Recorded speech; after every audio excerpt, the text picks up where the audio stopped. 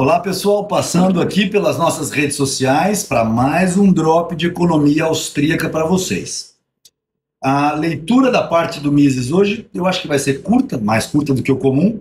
No entanto, nós vamos discutir uma série de coisas que tem a ver com dólar a quase 7, brincadeira, 6 e tananã, mas subindo, né, progressivamente, mesmo com intervenções do Banco Central, vendendo dólar, tentando ofertar mais para ver se o preço cai. Ou seja, o governo, quando quer resolver um problema, ele usa de economia austríaca, ele se lembra da questão de oferta e procura, né? Bom, vamos lá.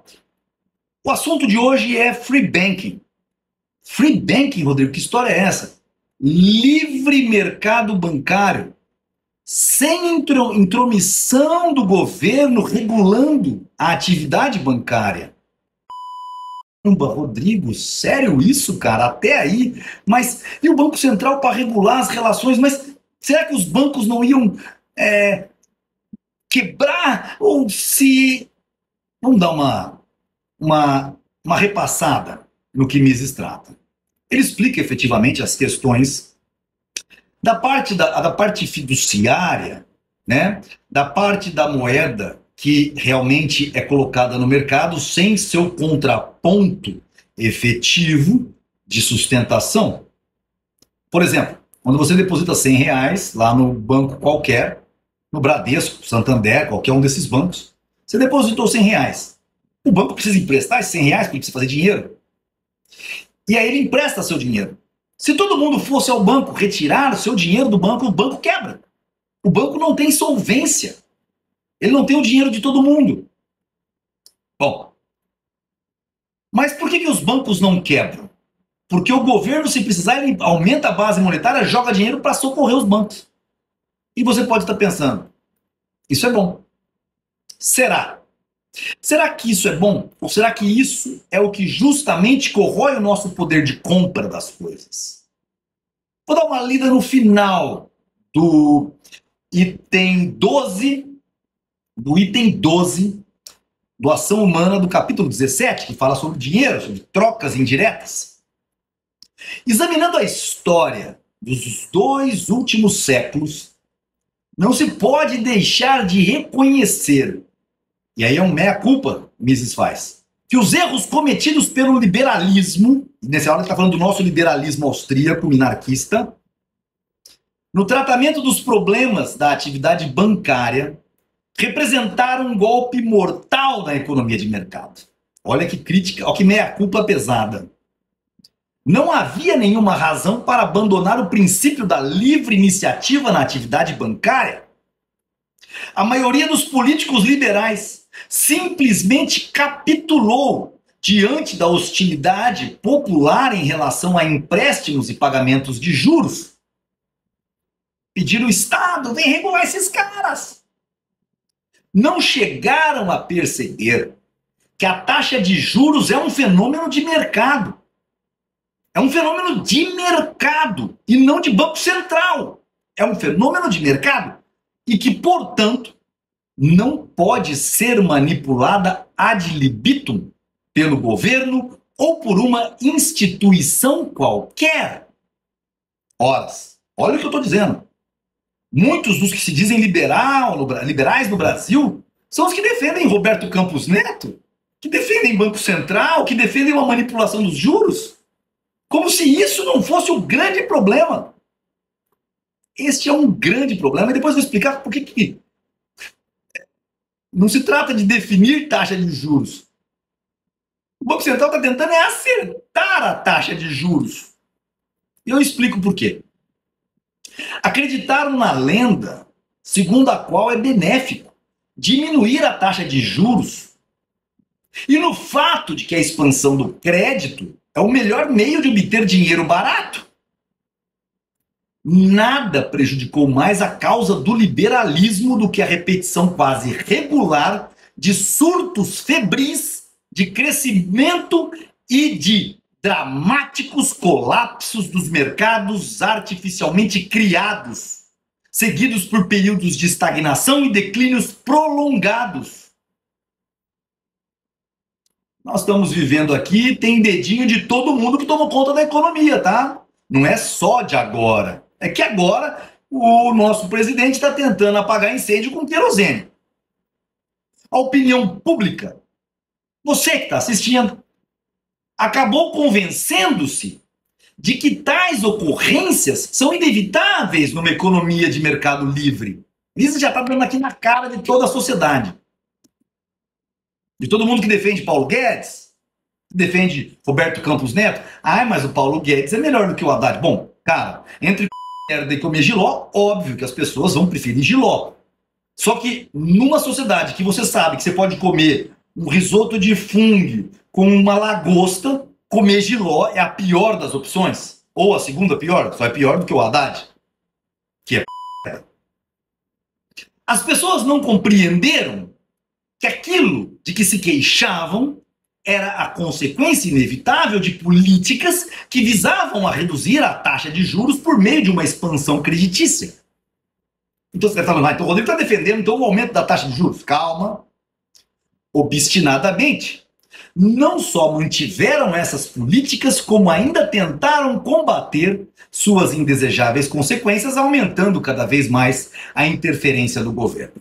Agora, calme-se, vamos entender a economia, o que está acontecendo no Brasil, o que acontece sempre em todos os lugares.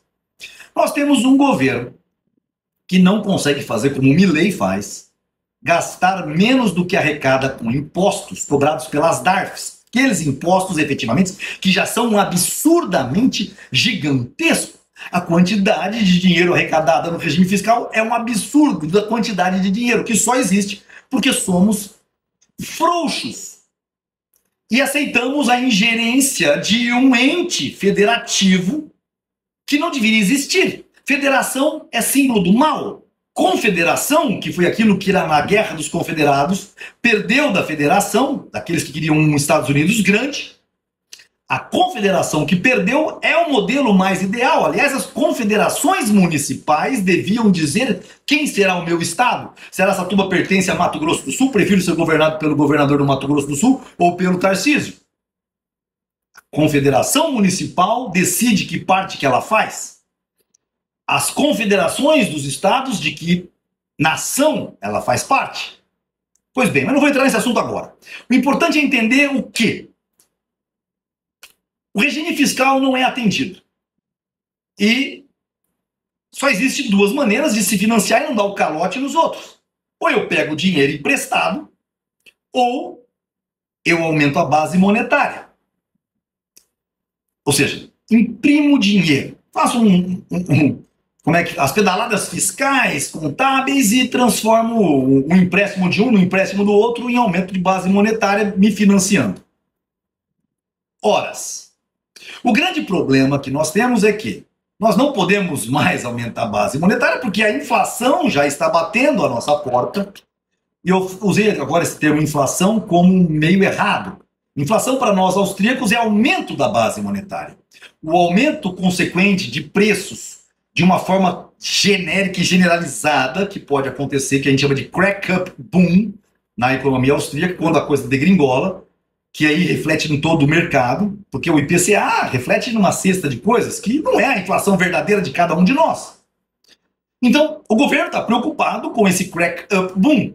Então, aumentar a base monetária não é o que nós precisamos. Nós precisamos fazer o quê? Pegar dinheiro emprestado no mercado, tirar dinheiro do mercado, falar para os ricos, empresta para nós, governo, empresta para nós, governo, e não empresta para os outros aí, banco, porque é assim que acontece.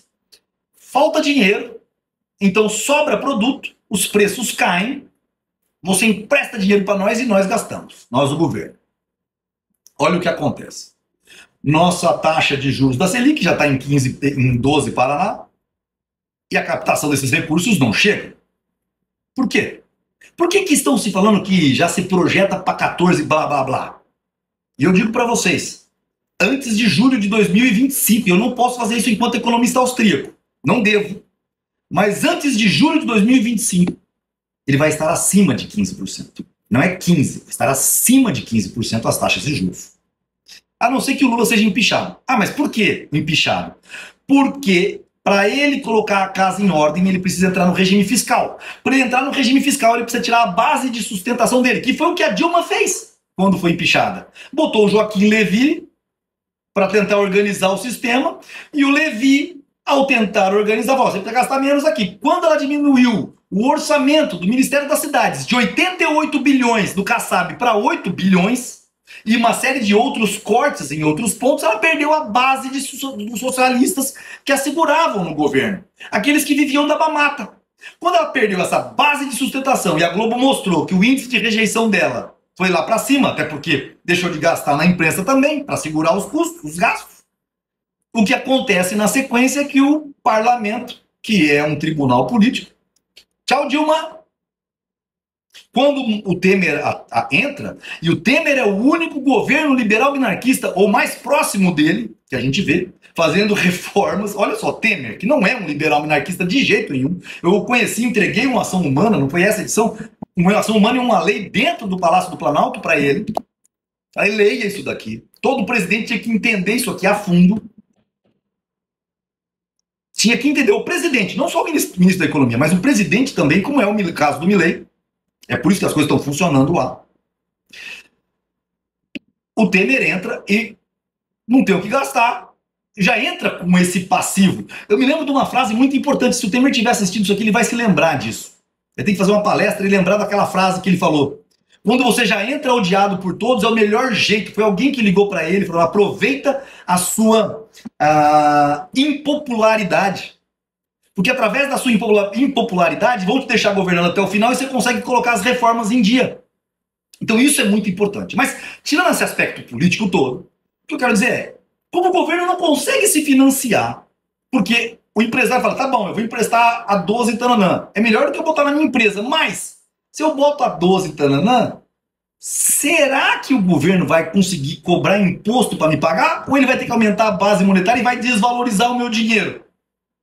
Eu empresto a 12, mas desvaloriza 25, então eu tô ferrado. E é aí que ele não consegue captar o recurso. Então, se ele não consegue captar o recurso, o que sobra para o Lula?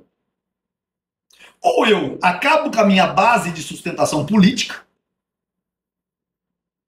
paro de dar auxílio família, sei lá, Bolsa Família, essas bolsaiadas tudo, Lei Rouanet, corto tudo, corto Rede Globo, corto, faço uma devassa, economizo, perco o apoio de todas essas classes que são briguentas e que o Congresso tem medo delas, ou eu faço isso, ou eu pego dinheiro emprestado que ninguém está me emprestando, ou e eu subo mais ainda as taxas de juros, porque vai que alguém a 19%, 20% alguém fala, pô, vou emprestar para o Brasil, com o risco de se ferrar depois, mas está colocando lá no risco. Ou ele fala as favas com o plano real. Vamos derreter o dinheiro. Esse é o ponto-chave. Esse é o ponto-chave em que o Lula se encontra agora. De uma forma simples, rápida, para todo mundo entender. Ou inflação, ou acabo com a minha base de sustentação desses que ganham quinquilharias. E para concluir, né, que vai dar quase 15 minutos, eu quero concluir.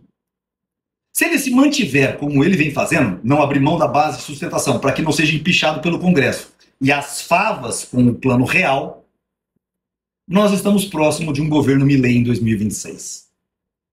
Se ele resolve colocar a casa em ordem, ele vai ser empichado, entra Alckmin, vamos ficar nessa situação que a gente vive mais um tantão de tempo, porque o povo brasileiro não vai entender tudo isso que eu falei, se tiver um somebody love aí econômico.